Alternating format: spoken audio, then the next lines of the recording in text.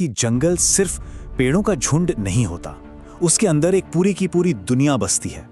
आज हम एक ऐसी ही कहानी में उतरेंगे, जंगलों की कहानी, उनमें रहने वाले लोगों की कहानी और उस ताकत की जिसने इस दुनिया को हमेशा हमेशा के लिए बदल दिया। जी हाँ, ये कहानी है वन्य समाज और उपनिवेशवाद की। तो सबसे पहले ये समझते हैं कि आखिर ये जंगल थे क्या।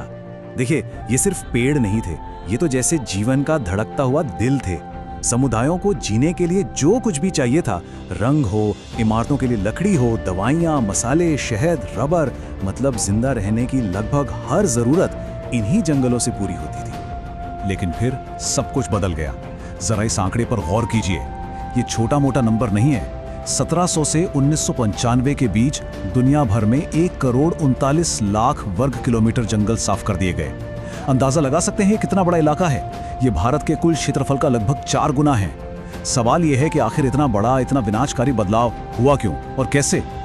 इसी सवाल का जवाब हमें मिलता है कहानी के पहले हिस्से में, और वो जवाब है लकड़ी की औपनिवेशिक मांग। शाही महत्वाकांक्षाओं ने जंगलों पर एक ऐसा दबाव डाला जिसकी पहले कभी कल्पना भी नहीं की गई थी। 19वीं सदी की बात है, 2 चीजों ने लकड़ी की भूख को जैसे आसमान पर पहुंचा दिया। पहली थी शाही नौसेना और दूसरी फैलता हुआ रेलवे नेटवर्क। अब देखिए, इंग्लैंड के अपने ओक के जंगल तो लगभग खत्म हो चुके थे, तो ब्रिटिश साम्राज्य ने अपनी ये लकड़ी की प्यास बुझाने के लिए भारत जैसे अपने उपनिवेशों के विशाल घने जंगलों पर नजरें गड़ा दी। रेलवे के लिए सबसे ज्यादा जरूरी चीज थी रेलवे स्लीपर। ये क्या होते हैं? ये लकड़ी के वो भारी भरकम तख्ते होते हैं ना, जिन्हें पटरियों के नीचे बिछाते हैं ताकि पटरियां अपनी जगह पर मजबूती से टिकी रहें। और इस मांग का जो पैमाना था वो सच में चौंकाने वाला था। जरा सोचिए, सिर्फ 1 मील लंबी पटरी बिछाने के लिए 2000 स्लीपर लगते थे, और 1890 आते आते भारत में 25,500 किलोमीटर लंबी लाइनें बिछाई जा चुकी थीं। इस लकड़ी की भूख को मिटाने के लिए क्या हुआ? अकेले मद्रास प्रेसिडेंसी में 1850 के दशक में हर साल 35,000 पेड़ काटे जा रहे थे, हर साल। तो इस बेतहाशा बढ़ती हुई मांग का औपनिवेशिक सॉल्यूशन क्या निकला? उन्होंने प्रकृति पर एक नया तथाकथित वैज्ञानिक कंट्रोल थोप दिया। एक ऐसा सिस्टम बनाया गया जो सिर्फ और सिर्फ जंगलों को कंट्रोल करने के लिए था, और कमाल की बात यह है कि इसे प्रगति का नाम दिया गया। और इस नए सिस्टम को लागू करने की जिम्मेदारी किसे दी गई? एक जर्मन एक्सपर्ट को, जिनका नाम था डाइट्रिच ब्रांडिस। उन्हें 1864 में भारत का पहला इंस्पेक्टर जनरल ऑफ फॉरेस्ट बनाया गया। तो सवाल उठता है कि ये साइंटिफिक फॉरेस्ट्री आखिर थी क्या भला? देखिए, इसका प्रकृति से लेना देना कम था और इंडस्ट्री से ज्यादा। इसमें होता यह था कि कुदरती मिले जुले जंगलों को बेरहमी से काट दिया जाता था और उनकी जगह सीधी लाइनों में एक ही किस्म के, मतलब कमर्शियल पेड़ लगा दिए जाते थे। मकसद जंगल की सेहत नहीं थी, मकसद था सिर्फ और सिर्फ राज्य के लिए लकड़ी का उत्पादन बढ़ाना।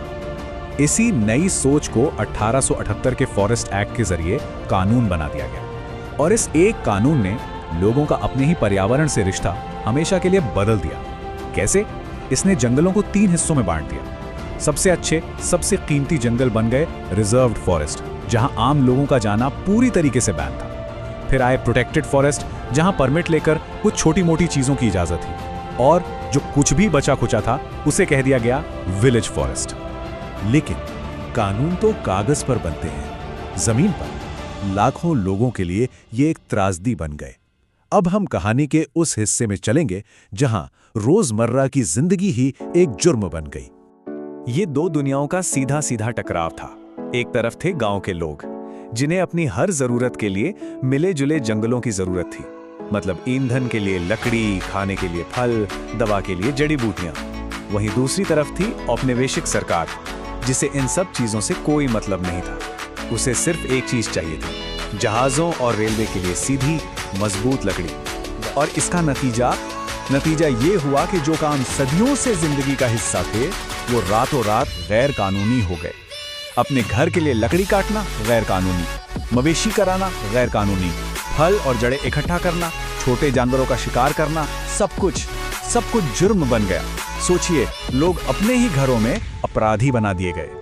और इन कानूनों का जो दोहरापन था वो तो और भी हैरान करने वाला था।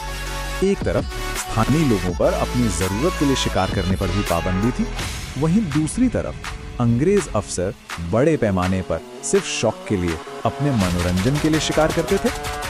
ये आंकड़ा देखिए, जॉर्ज यूल नाम के एक ब्रिटिश एडमिनिस्ट्रेटर ने अकेले 400 बाघों को मार डाला।